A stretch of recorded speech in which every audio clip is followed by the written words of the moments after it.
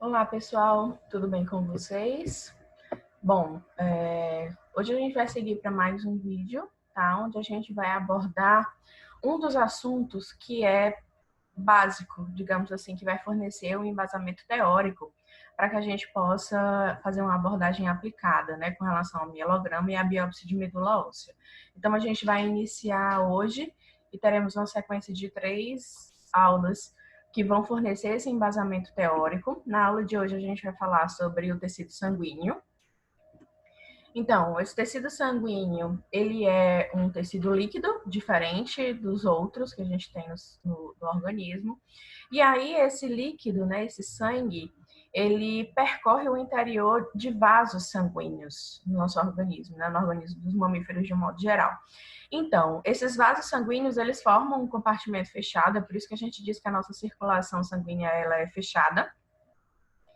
E aí, dentro dos vasos sanguíneos, o sangue ele mantém um fluxo, tá? Ele mantém um movimento que é constante.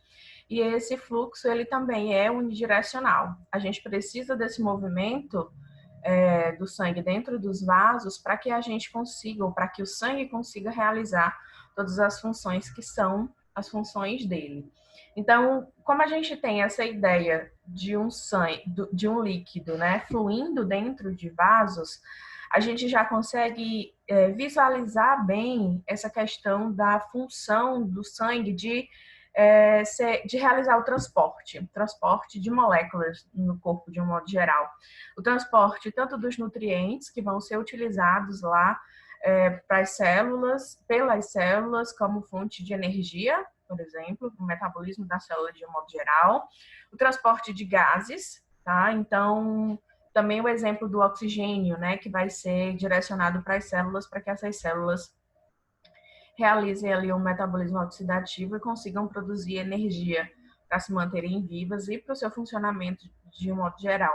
Além disso, o transporte de hormônios, de metabólitos, de vitaminas, todos digamos assim, os elementos que precisam ser transportados pelo nosso organismo serão transportados aí através do sangue. O sangue é uma boa ferramenta para realizar esse transporte, porque ele consegue se direcionar a praticamente todos os lugares do nosso organismo. Tem um órgão ou outro ali, não é nem o órgão em si, mas uma estrutura ou outra dentro de alguns órgãos que podem ser avasculares, mas aí todo esse material que é transportado pelo sangue pode chegar até essas estruturas de uma maneira indireta, tá?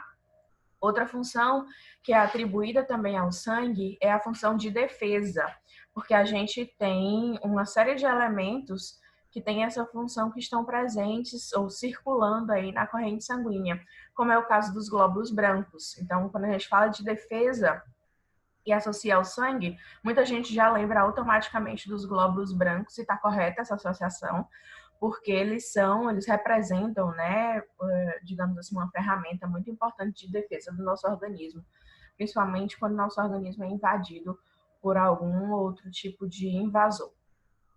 Além dessa presença dos glóbulos brancos, né, dos leucócitos, também tem os anticorpos, que são sintetizados por um grupo específico desses leucócitos, e aí os anticorpos eles ficam circulando no sangue também, né, diluído a esse sangue, assim como são transportados esses outros nutrientes, os gases, os hormônios, os anticorpos também são transportados através da corrente sanguínea. E a outra função, também atribuída ao sangue, é de realizar a distribuição uniforme de calor pelo nosso organismo. Então, a gente sabe que nos órgãos internos, né, em regiões mais profundas do corpo, a gente tem temperaturas mais elevadas, quando a gente compara com a superfície externa, com a periferia, né, do nosso organismo. Então, essa distribuição uniforme de calor para garantir que a temperatura vai ser mantida uniforme pelo nosso organismo inteiro também é realizada através do fluxo sanguíneo. Quando o sangue passa pelos órgãos mais internos, ele acaba se aquecendo, e quando passa pelas superfícies mais externas do nosso corpo, ele pode acabar, ou ele acaba se resfriando um pouco. Então, é uma alternativa, né, de manter essa temperatura do nosso corpo sempre constante, já que é uma das características dos mamíferos aí, essa questão da homeotermia, certo? Então, o sangue ele é composto por matriz extracelular e elementos figurados, tá? Esses elementos figurados, muitas pessoas podem chamá-los de células, tá? A gente só não utiliza a terminologia célula por conta da presença das plaquetas, tá? Que são consideradas dentro desse grupo, e as plaquetas, elas são fragmentos de célula. Então, por conta desse detalhe aí, acaba que o termo mais apropriado para a gente utilizar é o termo de elementos figurados. Mas é o que se assemelha à composição de todos os tecidos de um modo geral, onde você tem as células e a matriz extracelular. No caso do sangue, essa matriz extracelular, ela é líquida, corresponde ao plasma. Então, o plasma, ele representa, né, aproximadamente 55% aí do volume total no tecido sanguíneo. Por ser líquido, e representar esse percentual tão grande na composição do sangue, o sangue acaba assumindo essa mesma consistência do plasma. Já os elementos figurados, né, do sangue representam aí os 45% restantes para a gente fechar essa composição do tecido. E entre os elementos figurados a gente tem inclusos as hemácias, que também podem ser chamados de glóbulos vermelhos ou de eritrócitos, tem os leucócitos, que também podem ser chamados de glóbulos brancos, e tem as plaquetas, que também podem ser chamadas de trombócitos, certo? Essa é a composição básica do sangue. E aí no plasma, a gente tem um percentual enorme de água, né? Já que a consistência do plasma é líquida. Diluídos nessa água do plasma, a gente tem uma série de íons, tá? Que participam do metabolismo, que são indispensáveis para que, por exemplo, as nossas enzimas funcionem, né? Alguns deles funcionam como cofatores de enzimas, outros são íons importantes aí na questão dos transportes através da membrana das células e também, por exemplo, participam da comunicação entre as células, né? Do impulso nervoso. E aí, além desses íons, que estão presentes no plasma em, digamos, quantidades um pouco menores, a gente tem também proteínas de diversos tipos, tá? Que têm diferentes papéis e atuações aí, como por exemplo é o caso das imunoglobulinas, que são os anticorpos, que eu comentei para vocês aí há pouco, e o fibrinogênio, por exemplo, que participa da coagulação sanguínea, tá? Outras substâncias que também são transportadas aí diluídas nessa água que compõe o plasma são os nutrientes que vão ser utilizados pela célula de um modo geral, todos eles, tá? Os hormônios, que eles são elementos reguladores, né? Então, estando presentes aí na corrente sanguínea ou sendo despejados na corrente sanguínea pelas glândulas endócrinas, os hormônios eles podem ser distribuídos pelo corpo e conseguem atingir aos órgãos que serão alvo, né, da ação desse hormônio, esses órgãos que vão sofrer alterações pela presença desses hormônios. Outras substâncias que também são transportadas são os resíduos ou os metabólitos, por exemplo, que são substâncias que são resultado do metabolismo da célula de um modo geral, e essas substâncias elas precisam ser eliminadas do organismo. Então, presentes no sangue, essas substâncias, esses metabólitos, eles são removidos da circulação sanguínea quando esse sangue passa pelo rim, por exemplo. Então, eles são excretados do nosso organismo pelo rim, exatamente no momento em que o sangue passa contendo esses metabólitos pelo rim. Além disso, né, para fechar esses elementos que estão distribuídos aí ou diluídos no plasma, a gente tem também os gases respiratórios, tá? Os gases, eles são transportados através da corrente sanguínea. O oxigênio, ele é mais transportado vinculado às hemácias do que diluído no plasma, propriamente dito. Já o gás carbônico, não. O gás carbônico é mais transportado diluído no plasma mesmo. E aí a gente tem os elementos figurados no sangue, tá? As hemácias, os leucócitos, que são de diversos tipos, e temos as plaquetas. Quando a gente faz uma centrifugação, né, que a gente, onde a gente separa as duas fases aí do sangue após esse sangue ser coletado, a gente consegue visualizar que o líquido amarelado, né, que fica na parte mais superior de um tubo de ensaio, um tubo de coleta, por exemplo, corresponde ao plasma sanguíneo, e a parte mais densa, né, que fica mais profundo do tubo, corresponde aos elementos figurados do sangue. O que a gente visualiza em maior parte são as hemácias, tá? Porque elas estão presentes em maior quantidade. A gente tem uma camada fininha aqui representando a presença dos leucócitos, e as plaquetas a gente não consegue visualizar nessa separação assim a olho nu, não, ok? Então, o plasma ele é acelular, ele é constituído 92% dele de água, 7% da composição do plasma é de proteínas. Entre essas proteínas, a gente tem as albuminas, alfa, beta e gama globulinas, que são os anticorpos, lipoproteínas, protombina, fibrinogênio. Essas duas últimas, tá? Elas vão atuar no processo de coagulação sanguínea. Então, a protrombina e o fibrinogênio são moléculas, são proteínas que atuam diretamente da questão da formação da agregação plaquetária e da formação de uma trama que se forma no processo de coagulação. Já já eu vou falar sobre as plaquetas, então eu falo sobre coagulação sanguínea. Tá, além dessas proteínas, tem um percentual de 0,9% de sais. Além disso, tem aminoácidos, vitaminas, hormônios, glicose. Todos esses elementos eles vão variar em concentração, né, na corrente sanguínea, dependendo do momento, do dia da pessoa, dependendo do tipo de hormônio que foi sintetizado, dependendo se a pessoa acabou de se alimentar ou se já tem um tempo que ela fez a última refeição. Então, esses últimos componentes aí do plasma, eles são mais variáveis com relação à quantidade deles circulante.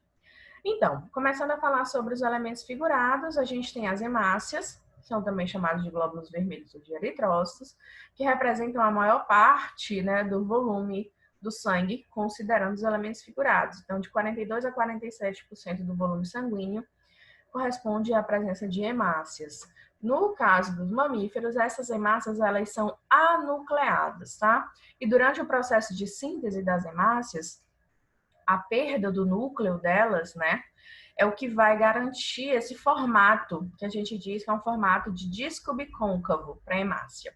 Então, quando você observa, né, ela é uma célula que ficou achatadinha, em formato de disco, e no centro desse disco você tem uma cavidade dos dois lados, tá? Por isso que ele é chamado de bicôncavo. Esse formato que a hemácia assume é um formato que torna ela mais flexível. Então, a hemácia precisa ser flexível porque ela precisa percorrer até os vasos mais estreitos que a gente tem no organismo. Então, o fato de ela ser mais flexível, mais elástica, vai garantir que ela vai conseguir passar pelos vasos mais finos, pelos menores capilares, levando o oxigênio, que é o que ela transporta prioritariamente, tá? Na direção das células, na direção de nutrir as células, ela está transportando o oxigênio. Essas hemácias, elas têm um período de vida que é curto, tá? De 80 a 120 dias. Exatamente pelo fato de ter perdido o núcleo, então essas hemácias, elas têm limitações com relação à duração da vida delas. E quando elas vão ficando velhas, né, quando elas vão chegando nessa idade aí de 80 a 120 dias, as hemácias, elas vão ficando mais rígidas, elas vão perdendo essa flexibilidade que eu acabei de comentar para vocês. Quando ela vai perdendo essa flexibilidade, ela vai ficando incapaz de passar pelos vasos mais estreitos. Então, um local no organismo onde a gente tem os vasos mais finos, tá? São no baço. E aí esses vasos menores, eles são chamados de capilares sinusoides. E é como se fosse uma espécie de controle de qualidade aí da flexibilidade das hemácias. Quando elas passam por dentro desses capilares, né, em que é detectado que elas têm essa dificuldade de mobilidade por perda da flexibilidade. Então, os macrófagos que ficam ao redor desses vasos sinusoides, desses capilares, eles capturam essas hemácias velhas e as degradam, tá? O material que compunha aquela hemácia, parte dele vai ser reaproveitado para a síntese de novas hemácias, por exemplo, como o ferro, por exemplo, a hemoglobina, que é removida dessa hemácia que vai ser destruída. Então, quando a hemácia chega nessa etapa, mais ou menos de 80 a 120 dias, em que ela tem limitações com relação à sua mobilidade, então ela é considerada uma hemácia velha e deve ser removida da circulação. O segundo tipo de elementos figurados que a gente vai abordar são os leucócitos. Os leucócitos são também chamados de glóbulos brancos e eles representam aí aproximadamente 1% do volume total do sangue, tá? Diferente das hemácias, né, que tem uma pigmentação avermelhada por conta da hemoglobina que está presente dentro delas, os glóbulos brancos eles são incolores. E eles têm um formato esférico. Eles mantêm esse formato esférico por conta da presença do núcleo. Então, diferente das hemácias, eles permanecem com o núcleo, né, durante o processo de maturação, de síntese dessas células. E aí a função dos leucócitos é de defesa. Então, os leucócitos eles são especializados para diferentes ocasiões, tá? Para diferentes tipos de situações em que eles vão atuar defendendo o nosso organismo. Esses leucócitos, eles já funcionam como uma primeira barreira contra a infecção. Então, quando o nosso corpo é invadido, né, por algum micro-organismo aí patogênico, os leucócitos eles vão atuar debelando esse micro-organismo, destruindo eles. E aí os leucócitos, eles têm essa habilidade de se concentrar rapidamente nos tecidos onde você identifica onde são encontrados esses micro-organismos invasores. Então, os leucócitos, eles circulam na corrente sanguínea para eles conseguirem alcançar, né, as diversas regiões do nosso corpo. E quando eles se aproximam no local de um tecido que foi invadido por micro-organismo, esses leucócitos, eles realizam um movimento de saída de dentro do vaso sanguíneo, que é chamado de diapedese. Então, ele atravessa as células endoteliais que tem ali na parede do vaso e consegue migrar de dentro da corrente sanguínea para o tecido que foi invadido, tá? Esse movimento, ele acontece, ou ele é induzido, né, na verdade, pela liberação de substâncias químicas do próprio tecido invadido ou então dos micro-organismos invasores também. Então, essa atração dos leucócitos, né, para fora do vaso sanguíneo é chamado de quimiotaxia, porque é mediado pela liberação de algumas substâncias químicas. Aqui a gente visualiza essa diapedese acontecendo, tá? Aqui a gente tem o vaso sanguíneo, dentro dele a gente tem os elementos figurados ali circulando e a gente consegue observar, por exemplo, aqui, ó, um desses glóbulos brancos atravessando o espaço que existe entre as células endoteliais, realizando esse movimento, esse fenômeno aí de diapedese. Presente no tecido invadido, essas células, né, esses leucócitos, eles vão atuar de diferentes formas, vai depender do leucócito, desculpa, a gente vai falar sobre esses diferentes tipos de leucócito agora e como que cada um, ou em que momento cada um deles atua. Bom, os leucócitos, eles são divididos, né, inicialmente em dois grandes grupos, os granulócitos e os agranulócitos.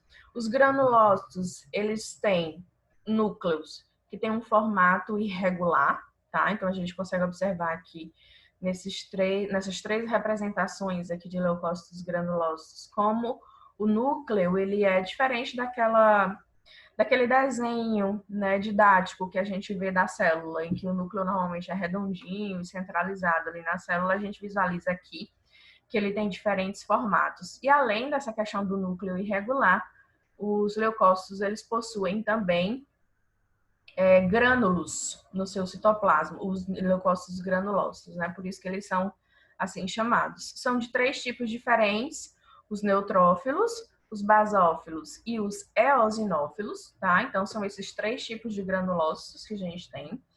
Essas células, elas tendem a viver apenas alguns dias e quando elas migram para o tecido, né, realizando a diapedese, elas acabam morrendo naquele tecido depois desse combate, né, depois dessa disputa com algum micro-organismo invasor. E aí os resíduos que sobram, né, nesse tecido, né, esses restos de guerra, de células de defesa e de células dos micro-organismos que foram destruídos, eles são removidos por macrófagos que já estão presentes no tecido, tá? Os macrófagos têm um grande potencial de realizar fagocitose, então eles vão fazendo essa limpeza do tecido após essa defesa ter efetivamente acontecido. O outro grupo dos leucócitos inclui os agranulócitos. Essas células, né, ou fazem parte desse grupo os linfócitos e os monócitos. Essas células, elas já apresentam um núcleo com um formato um pouco mais regular, quando a gente compara com os granulócitos. E elas não possuem núcleo, ou desculpa, não possuem grânulos no citoplasma. É por isso que eles são assim denominados, né, de agranulócitos. Então vamos falar brevemente sobre cada um desses leucócitos. Começando pelos neutrófilos, tá? Que fazem parte dos leucócitos granulócitos. Os neutrófilos, eles também são chamados de polimorfonucleares, tá? Por conta dessa, digamos assim, desse aspecto do núcleo dos neutrófilos. O núcleo dessas células, ele é formado por cerca de 2 a 5 lóbulos, tá? A gente costuma dizer que se assemelha àquele cordão de linguiça, né, que a gente vê nos desenhos animados.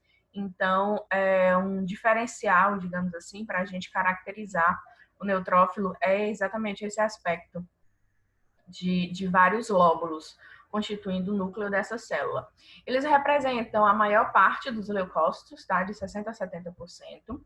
São células que têm aquela capacidade de realizar diapedese e também realizam fagocitose de micro-organismos, quando saem de dentro do vaso e migram para o tecido invadido, né? Depois dessa destruição, depois dessa fagocitose dos micro-organismos, os neutrófilos, eles morrem e acabam se acumulando no tecido, né, invadido, formando o que a gente conhece como pus. Então, o pus nada mais é do que restos de células que morreram naquele combate entre micro-organismos e células de defesa, tá? Especialmente os neutrófilos, mas você vai ter outras células sendo destruídas nesse processo também. Mas então, acaba que desse processo, né, de defesa dos neutrófilos pode se gerar também um processo inflamatório naquele local, exatamente por conta desse acúmulo, por exemplo, de resíduos celulares. Aqui a gente consegue visualizar, eu coloquei para vocês aqui essa imagem no canto, dos neutrófilos visualizados em um microscópio óptico, tá? Corado com hematoxilina e eosina. E aqui a gente tem aquele mesmo esqueminha onde eu demonstrava para vocês essa questão da diapedese, tá? Os neutrófilos, eles têm essa capacidade de realizar diapedese, saindo de dentro do vaso e atingindo o tecido ao redor, aquele tecido que foi invadido pelos micro-organismos. Aqui a gente tem representando esses invasores, essas bactérias, e aqui a gente tem um neutrófilo fagocitando essas bactérias. Então, propriedades dos neutrófilos de realizar diapedese e de realizar fagocitose dos micro-organismos quando sai de dentro do sangue e se localiza no tecido invadido. Com relação aos basófilos, tá? Eles apresentam um núcleo bastante volumoso, que tem um formato meio que irregular. Em algumas pessoas descrevem o núcleo do basófilo como em forma de S. Ele representa um percentual pequeno dentro dos leucócitos, tá? De 0,5% a 1% dos leucócitos são basófilos.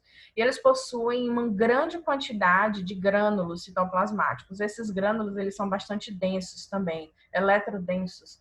Tanto que muitas das vezes a gente pode até não conseguir ver o próprio núcleo, porque a quantidade de grânulos é tão grande e eles acabam se corando bastante, a gente não consegue visualizar claramente o núcleo dessas células.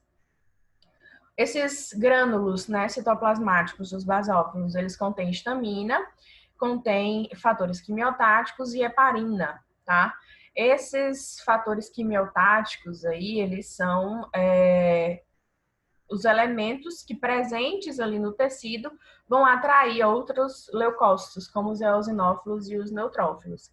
Então, parte daquelas substâncias que eu disse para vocês que atraem esse movimento, né, que induzem essa saída do leucócito de dentro do vaso para o tecido, através da diapedese, é liberado, inclusive, pelos basófilos, quando eles se localizam ali no tecido e liberam esses grânulos que estão no seu citoplasma, contendo todas essas substâncias. A heparina, que é liberada pelos basófilos, aumenta a permeabilidade dos capilares. Então, isso faz com que chegue um fluxo maior de sangue. Chegando um fluxo maior de sangue naquele local, você tem a possibilidade de chegar a um maior número de leucócitos. Então, consequentemente, essa questão da liberação dos fatores quimiotáticos junto com a liberação da heparina, né, aumentando a permeabilidade dos capilares naquela região, contribui para a chegada de mais células de defesa. E essa liberação dessas substâncias todas, né, que estão localizadas no citoplasma e dos basófilos, acabam causando o que a gente conhece, aquela reação de edema, de eritema e de prurido, tá? Essas substâncias liberadas é que acabam culminando nesses efeitos ou nesses sinais e sintomas que a gente visualiza, que a gente evidencia, exatamente fazendo parte principalmente dos processos inflamatórios e das reações alérgicas também. Já os eosinófilos, eles apresentam um núcleo geralmente formado por 2 lóbulos, tá? Representam um percentual de 2 a 4% aí dos leucócitos, e eles são atraídos para os tecidos que foram invadidos por parasitas, tá? Então, os neutrófilos estão mais envolvidos naquela questão da invasão do tecido por bactérias, já os eosinófilos, eles participam mais dos tecidos, das ocasiões em que os tecidos foram invadidos por outros tipos de parasitas, tá? Parasitas maiores, inclusive.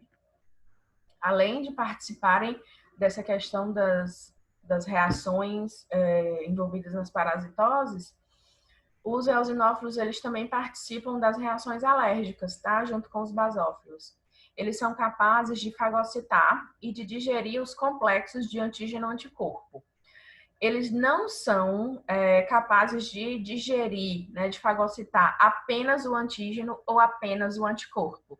O eosinófilo, ele é especializado em fagocitar e digerir o complexo formado entre esses dois componentes, antígeno e anticorpo, que é o que a gente observa que acontece aí nas reações alérgicas de um modo geral.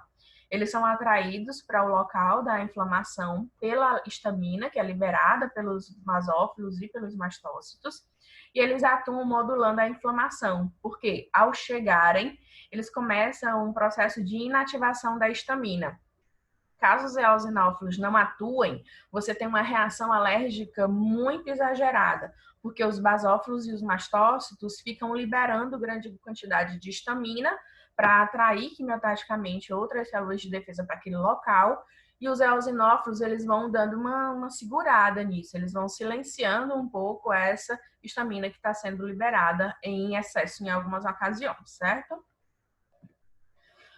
Aqui a gente tem 2 imagens de lâminas, onde a gente tem esses 3 exemplos, esses 3 tipos aí de leucócitos granulócitos. Aqui a gente tem um neutrófilo, observa o núcleo dele, tá? Bastante segmentado. A gente tem um basófilo, como eu falei para vocês, ele tem tantos grânulos no citoplasma que você às vezes nem visualiza tão nitidamente o núcleo dessa célula. E aqui a gente tem uma representação, ou uma visualização de um eosinófilo, tá? Núcleo bilobulado, ele tem mais grânulos do que o neutrófilo, mas tem menos grânulos do que o basófilo, por exemplo. Comparativamente, a gente pode fazer essa observação.